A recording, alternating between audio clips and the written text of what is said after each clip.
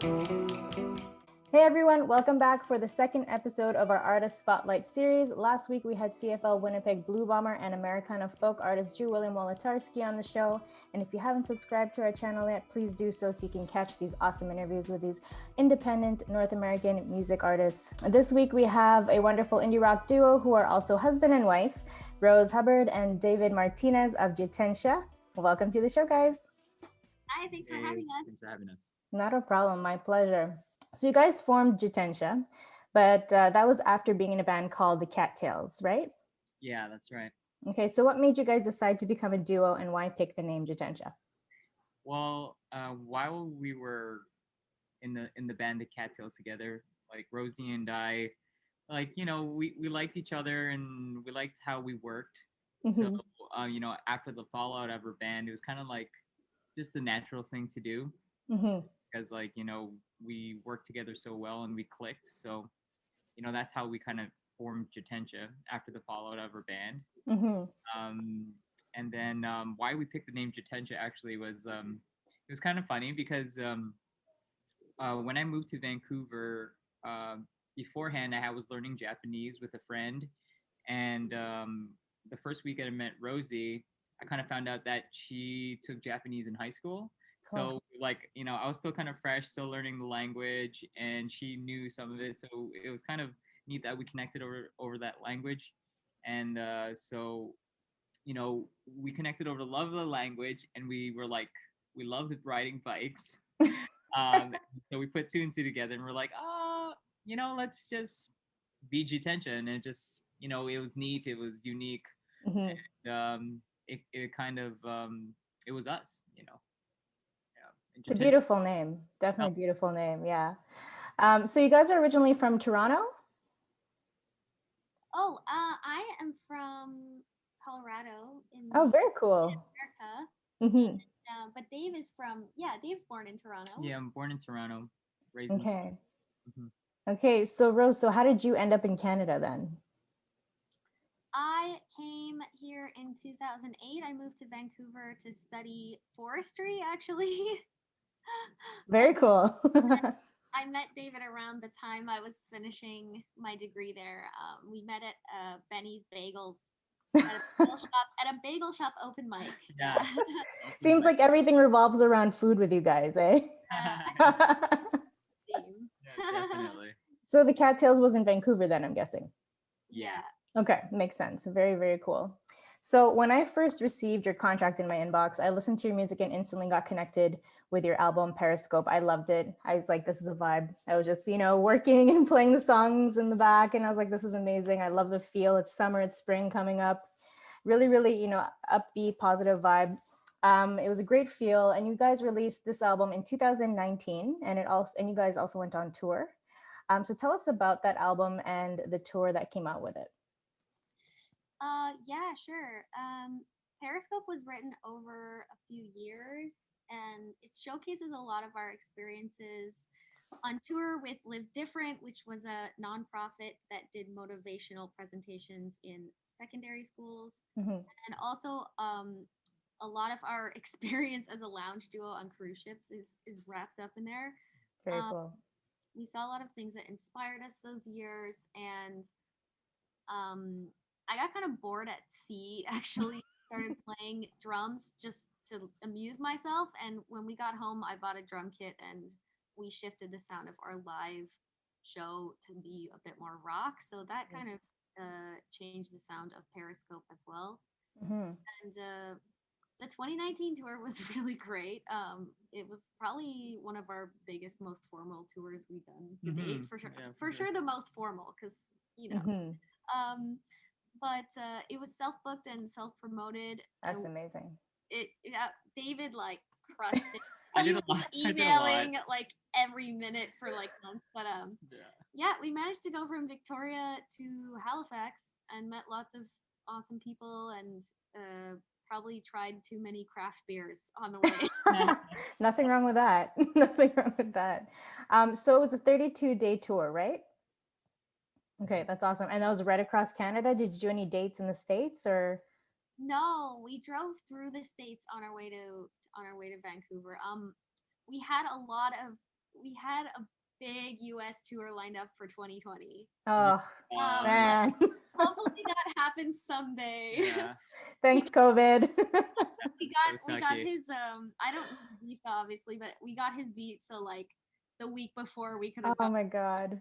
Boo. It sucks. It was funny. I think like they even like the visa service place like sent me a message was like, I know this might look like an insult in terms of us sending you your visa, but you got approved.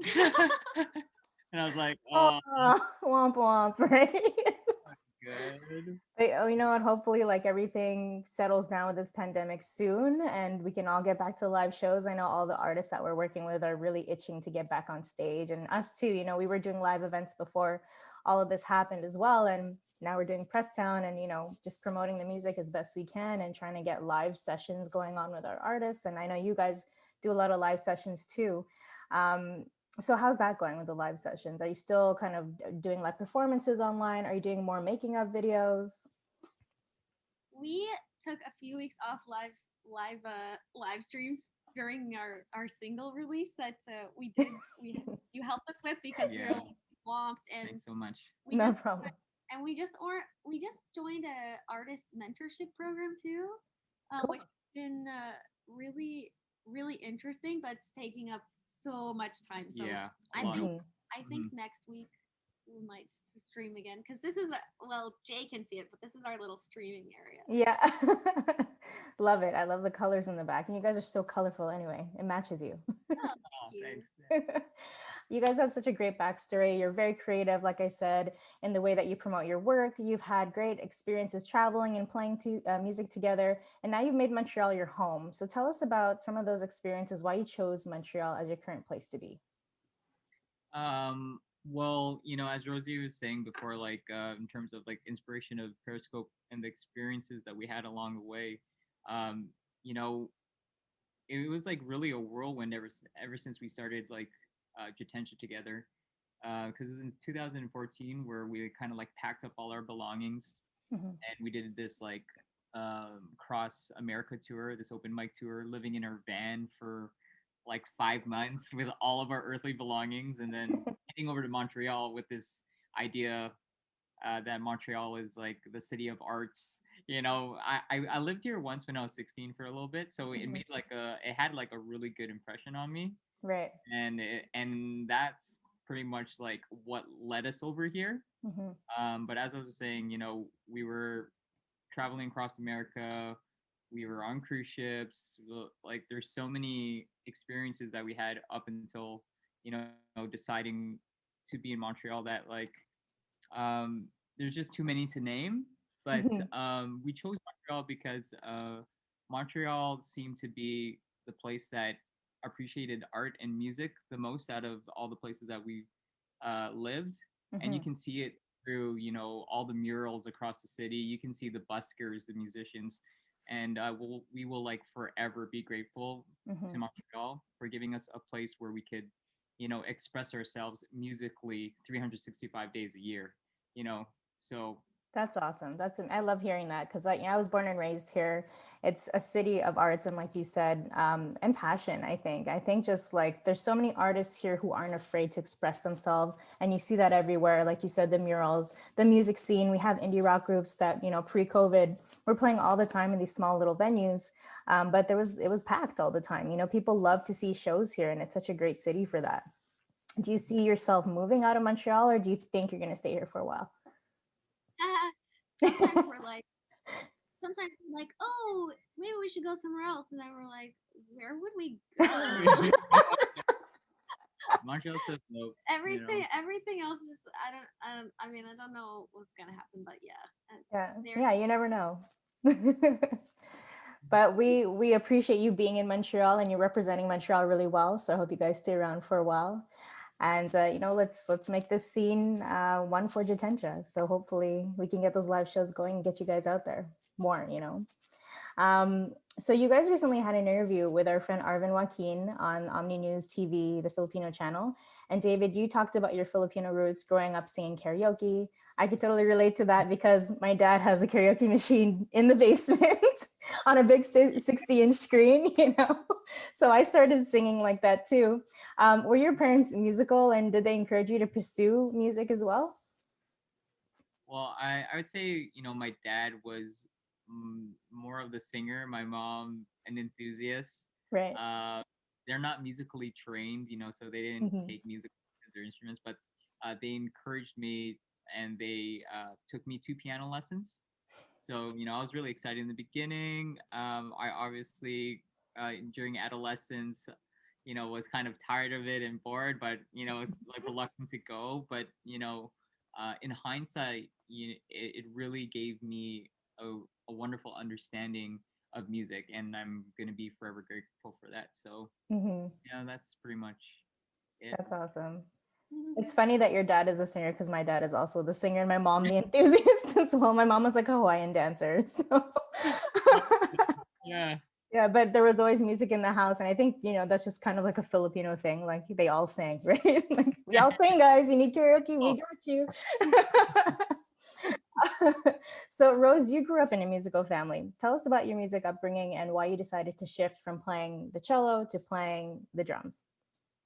Oh, I started playing cello really young, and it was just a really fun passion for me, and I was super encouraged to like continue. Mhm.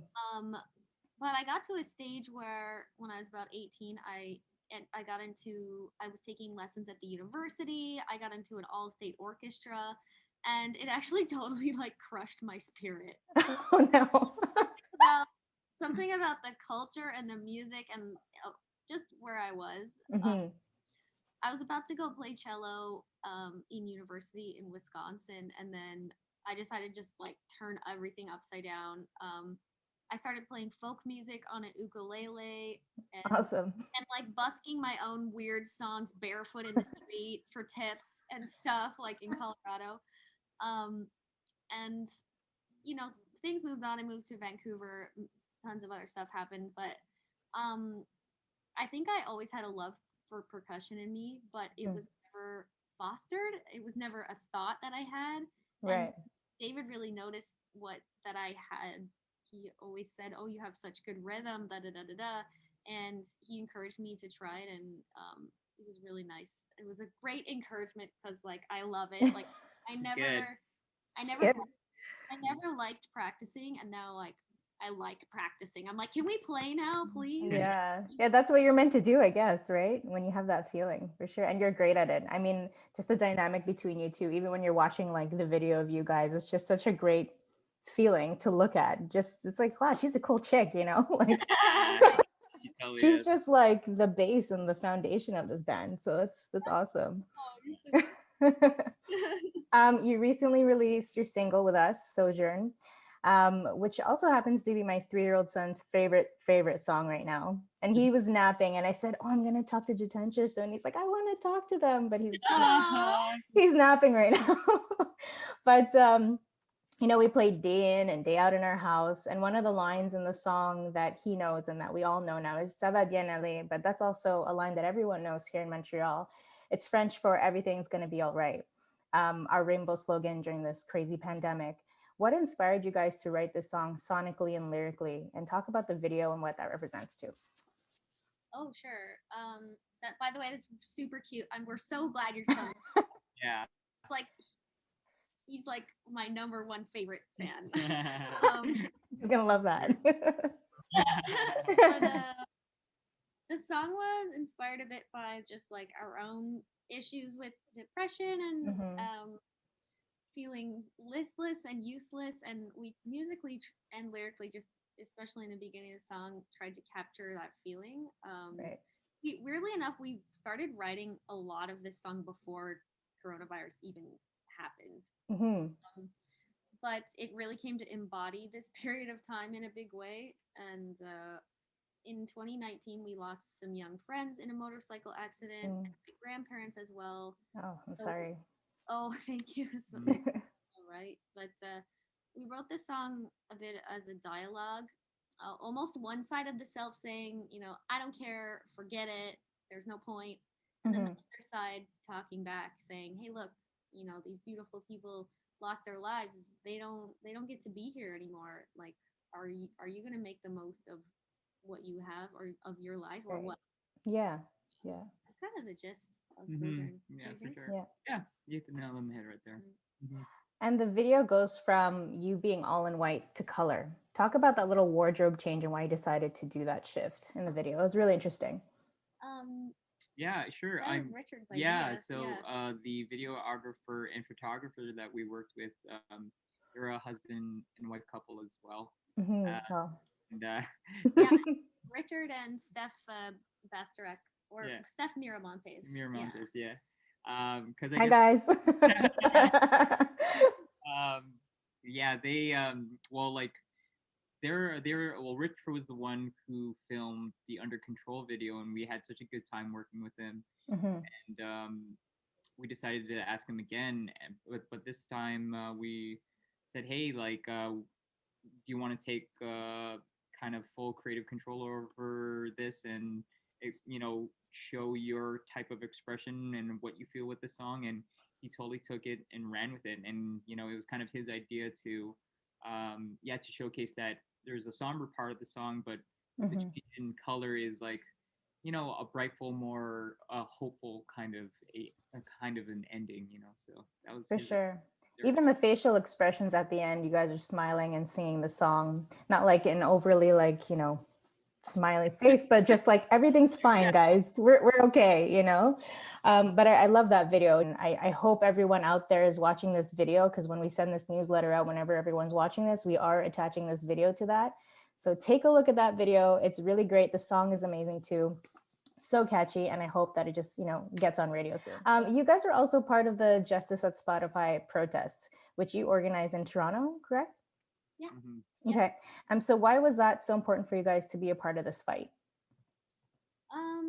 Yeah, we have always struggled with if we like streaming services or not. I think a lot of industry professionals are kind of torn about it. Mm-hmm. On one hand, a lot of people have said to us, well, if you don't like Spotify, like drop out. Why send your music there? Mm-hmm. And I've read a lot about actually dropping out this year, just in different books. For example, like the commune movement of the late 60s. Like people were fed up with society, they dropped out. And time again, the lesson is that running away or hiding out isn't the solution to the problem. You Mm-hmm. don't help anyone doing that. And I think we just think it's always diving in, facing things head on that actually gets stuff done. Like no one said it was going to be easy. No one said you deserve Right.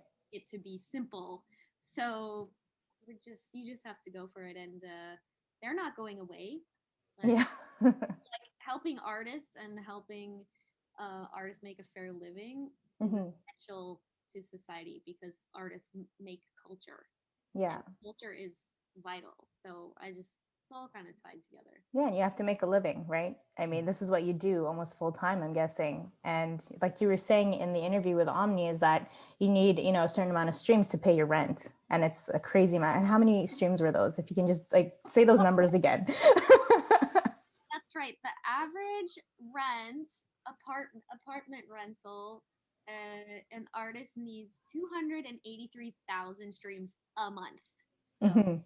like consistently, To pay your rent. Like, yeah, was it like 3,000 and I bucks think or something or less? Yeah. and I think for the first time in 6 years, like Dave and I have day jobs. Actually, Yeah. we just it's we ran out it's impossible to be an artist right now in that way for most of us. So Yeah. it's yeah, we gotta just keep fighting at least for streams to be like 1 penny per stream. Mhm. Exactly. And I mean, with, live shows not happening, at least with shows, you can make some money on the tickets, on merch.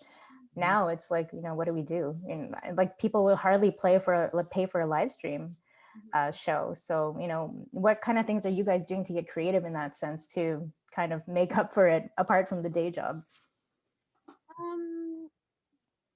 You want to go? Sure. I mean, this is what Rosie was saying before, how like we're kind of taking like a mentorship course in how to like Mm-hmm. build your presence online because like we know, well, like, there is like income to be made online, so we're trying to figure out how we can do that. Right. So to answer your question, right now we don't have any really revenue streams, a revenue coming from online, but we're trying to get there, and we're trying to Mhm. learn how we can make that happen.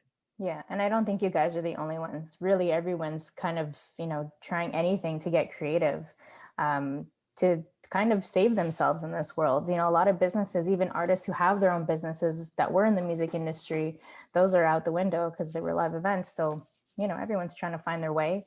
But hopefully, with this video and other interviews that I kind of want to kind of expose this issue of artists is, how do we work together, with everyone, with the with the government and everything? How do we keep this artistic life like continuing? Because Montreal is so known for that scene, for that artistic live scene.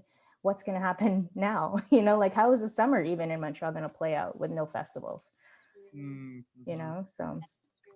One yeah. thing, one thing that's really cute is that like our community, kind of from Saint Henri, like the Barda Courcelle community. Yes, I know them. Yeah, that's awesome. I Yeah, love them. they Yeah. they still have open mic online like every Saturday night, Yeah. and you get to at least see everyone. And it's I mean, it's not like going there, but it's Yeah. fun, and I'm just so glad people are still carrying on. So that open mic is online, like through Zoom, or how do they do that now? Facebook, yeah, just kind of there's a Facebook group, and then Mhm. everyone gets their time slot. You go live in the group during your time slot, and then everyone just like chats to you. Oh, that's awesome. Yeah. It's really fun. Like from your homes, right? Not at the venue itself. Yeah, That's awesome. yeah. That's super creative. That's, I think more venues need to do that, and more of the Montreal community, or even like communities around Canada and the States, wherever, that needs to happen. I think that music community is really cool here for that reason. Montreal's really close. They all try to support each other and any way we can, because we all want to keep this scene alive. So yeah, good on you guys though for participating in that stuff. I know you guys are working on new songs. So what kind of sound and inspiration can we expect from these new tunes? Well, we're kind of like delving into new territory for us. Mhm. So because like we're usually, well, we've usually done like indie rock, but we're kind of getting into a little bit more, I guess, funky, a little bit more dancey, a little bit more jazzy, I'd say. And but Something. there's something. It was pretty funky and jazzy, I must say. I heard some of those new ones and I'm like, oh, this is very different, Yeah. but very cool at the same time. Yeah, so we're doing some of that, but we're also, we also have, it's the classic indie rock stuff that we're going to come out with too. There's like a lot of songs. Yeah, and There's a lot of songs. David just started kind of like freaking out in a whole other direction. So we're like we're kind of feeling it out. What's gonna be next exactly? Yeah. Yeah. The thing is, like, we have like a lot of songs that we have that have already been started. Mhm. It's just a matter of like, what do we release next, or what's gonna happen next. So Yeah. And are you guys going for more singles, or are you going to do or aim for an EP or an album again? I think we're aiming for I think we'll be aiming for an album, but definitely more singles until then. yeah, Mhm. yeah, a few more singles before we drop an album, I think, for sure. Awesome. And what was kind of like the inspiration behind this new sound? Oh, What was the inspiration behind the sound? I think that it was just we started writing maybe a year and a half ago, or a year and I can't remember when we started writing these. Yeah, like when we started writing Sojourn, we wrote a lot of things, probably like 12 other songs around the same. A lot of them we're happy with, but what inspired the new sounds? Well, I don't know. The new for sonically, I think is we listen to a lot of music, I guess, from time to time. So it's like I would say maybe like Anderson .Paak was in the back of my mind, or maybe Jacob Collier. Like Right. so like these sounds were kind of just like stored in my subconscious. Mhm. Like it's kind of now it's like an iteration of this and that. Right.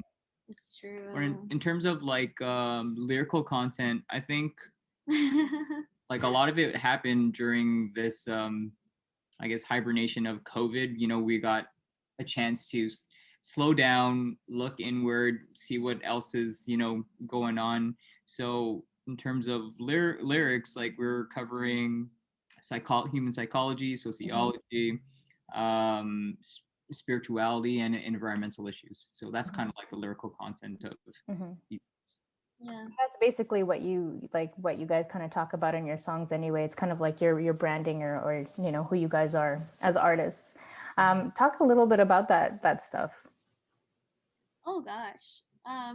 Why are those things or those issues so important to you guys? Oh yeah.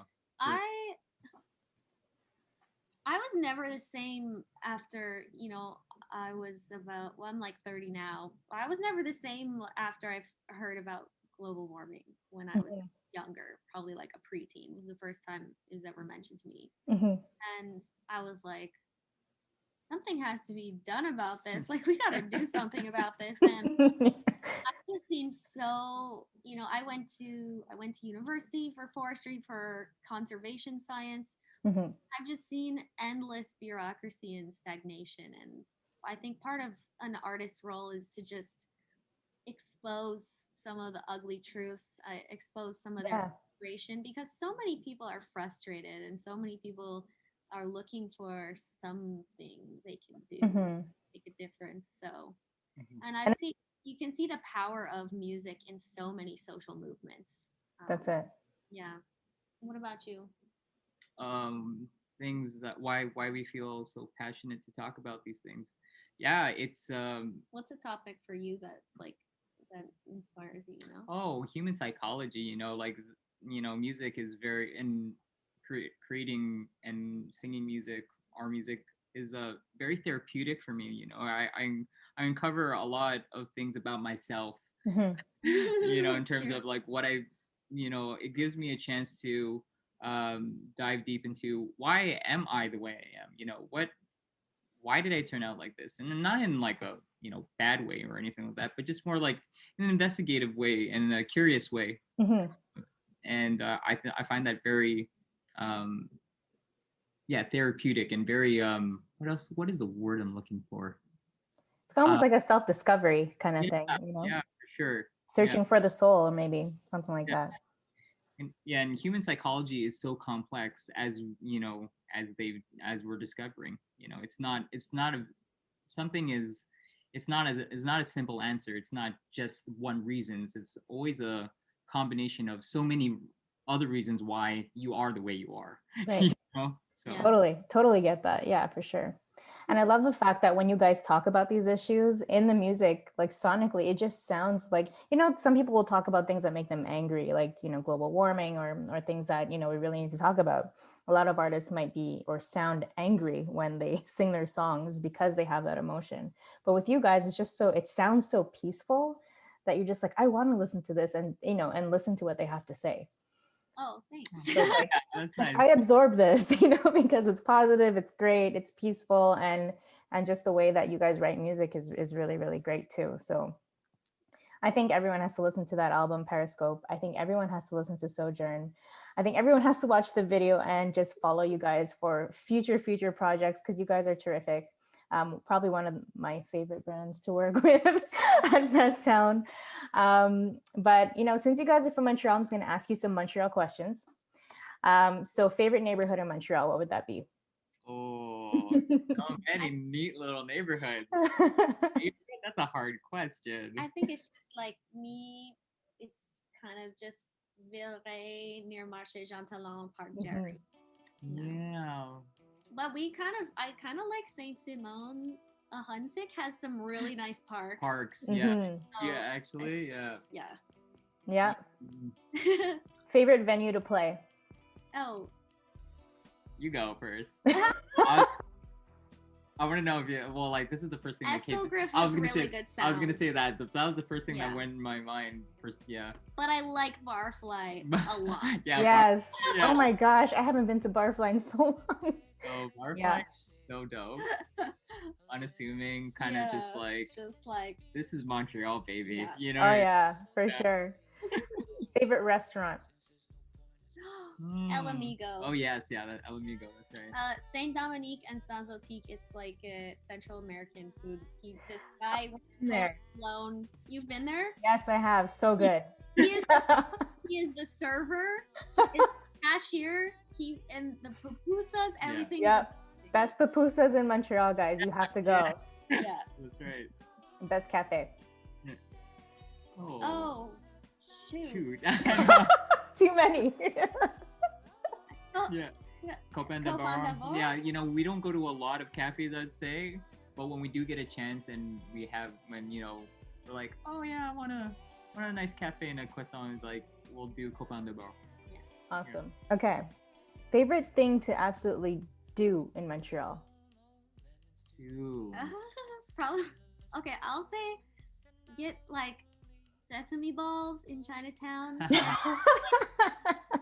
Sit there on the terrace. Yeah. Yeah, Chinatown's pretty dope. That's like our happy place for sure. Yeah. That's awesome. Yeah. Very, very cool. We're Yeah. really, really low maintenance. Favorite outdoor thing to do in Montreal? Oh, like bicycle. Yeah, riding. Oh, yo, Montreal.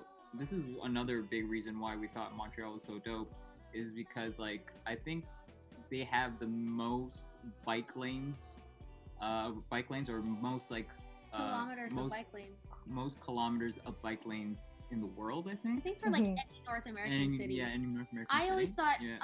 oh, Vancouver's so great. They have so many bike lanes. And when I came here, I was like, what? Whoa, you like bike lanes all everywhere. I feel like a lot safer in general. Yeah. And well, I mean, you guys are based on bicycles, right? So, Jitensha, biking, pretty obvious answer there for sure. You guys are just enjoying life in Montreal, and that's awesome. Well, thank you guys for being here. If there's anything else that you guys want to tell the audience, here's your chance to do so. Oh, fight the man. Peace and love, Yeah. you know, peace and love. Just keep doing what you're doing, and you know, I know this pandemic's been hard, but like, yeah, we just want to send our positivity and love, and just keep going, be strong. Yeah. Yeah. Good answer. Thank you guys. Thanks, Jay. Thanks, Jay.